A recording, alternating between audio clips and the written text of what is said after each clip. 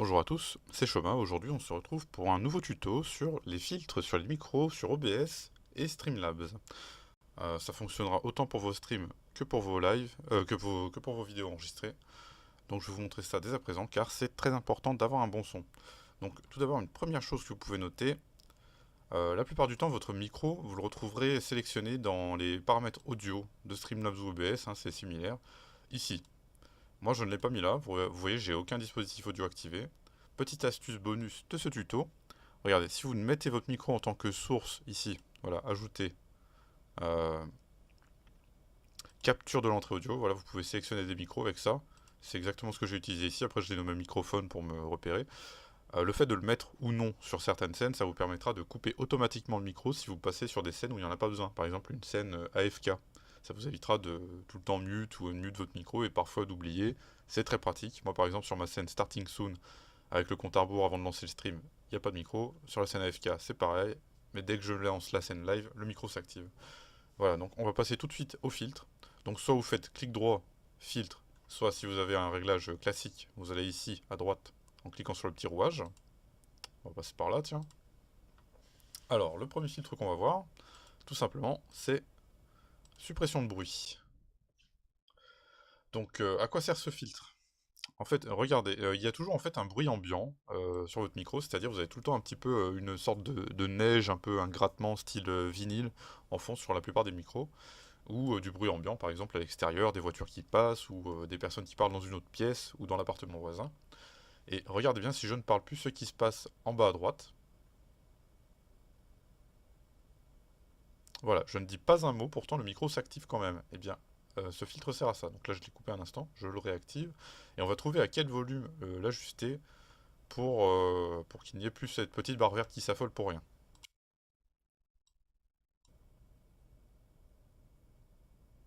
Donc vous mettez au maximum là, enfin vous le mettez à zéro, vous poussez à fond à droite, et puis vous allez le bouger petit à petit jusqu'à ce que la barre verte disparaisse.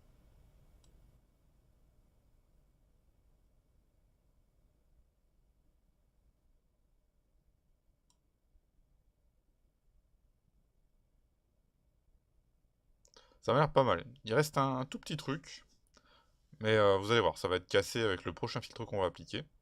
Là en tout cas on est pas mal. Vous pouvez rester comme ça avec un tout petit crépitement de temps en temps, comme on a vu. Prochain filtre, l'intervalle de bruit. Alors à quoi ça sert? C'est un petit peu compliqué à expliquer, je vais essayer de faire ça simplement. En fait, vous avez deux curseurs ici. Close threshold et open threshold. En fait, close threshold, c'est le volume à partir duquel le micro doit se couper. Open threshold, c'est le volume à partir duquel le micro doit s'ouvrir. Donc il va falloir l'ajuster et c'est ça qui va compléter la suppression de bruit. Et c'est très pratique, ça permet de complètement éteindre votre micro pendant les moments où vous ne parlez pas. Par exemple, pendant une cinématique sur votre jeu, si vous voulez que les viewers profitent pleinement de la cinématique mais n'entendent pas le moindre bruit parasite à cause de votre micro. Hein, avec ça, c'est parfait. Donc, on va ajuster ça.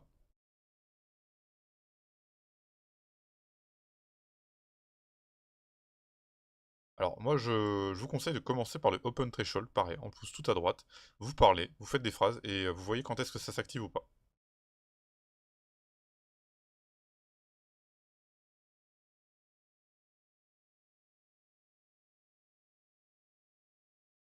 Un 2.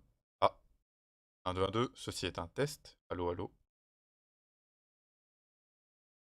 Alors, il faut bien faire attention parce que là, à 20 décibels par exemple, ça ne s'activait pas quand je faisais des phrases trop faibles.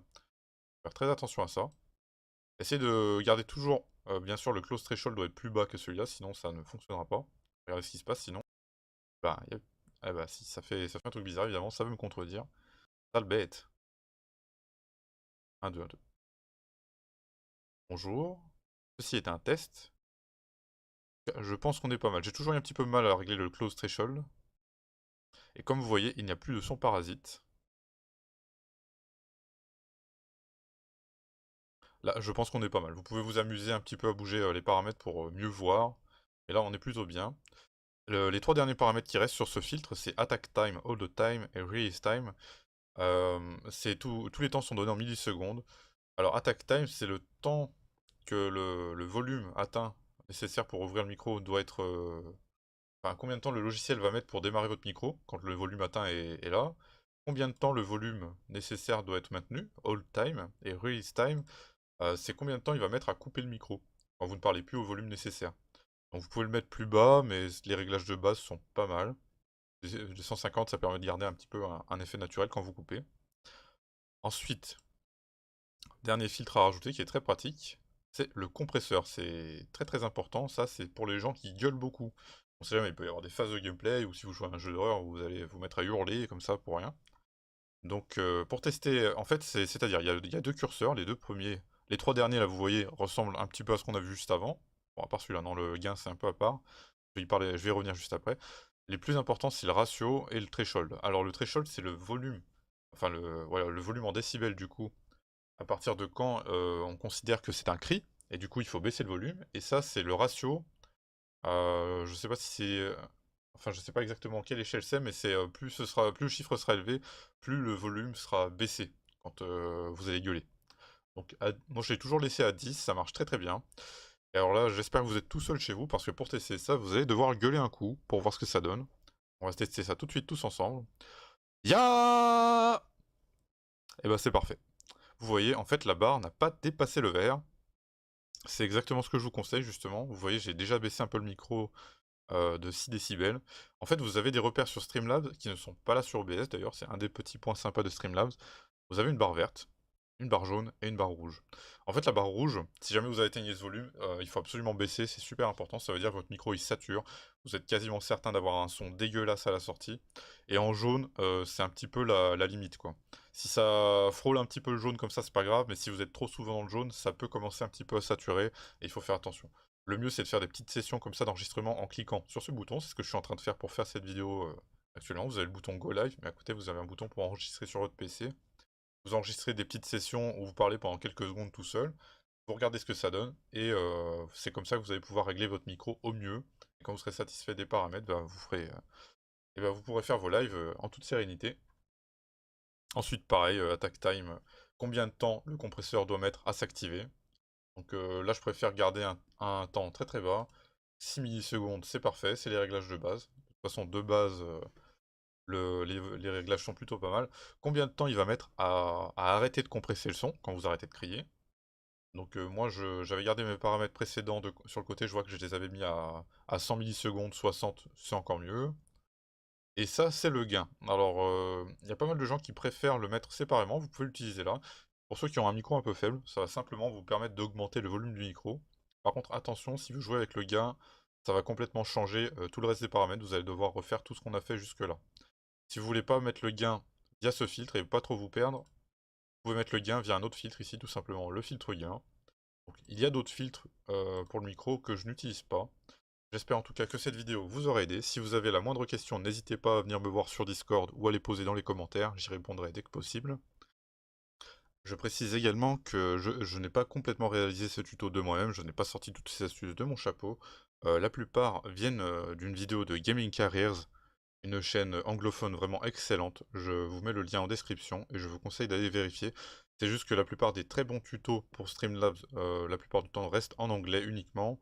Donc je me suis permis de faire ma version en français en espérant vous avoir expliqué au mieux tous ces filtres. Mais allez voir sa chaîne, c'est vraiment un mec super, il a plein d'astuces très très pratiques. Merci à vous. Pensez à vous abonner si vous voulez voir d'autres tutos du genre. Je vais également poster des vidéos de speed painting dans pas longtemps. Faut que je prenne le temps de trouver un meilleur logiciel pour faire les montages. Et également, vous pouvez me retrouver sur Twitch en live de 15h à 19h sur du dessin ou des jeux rétro. Et me suivre sur les réseaux sociaux Twitter et Instagram. Merci encore à vous, passez une bonne fin de journée. Au revoir.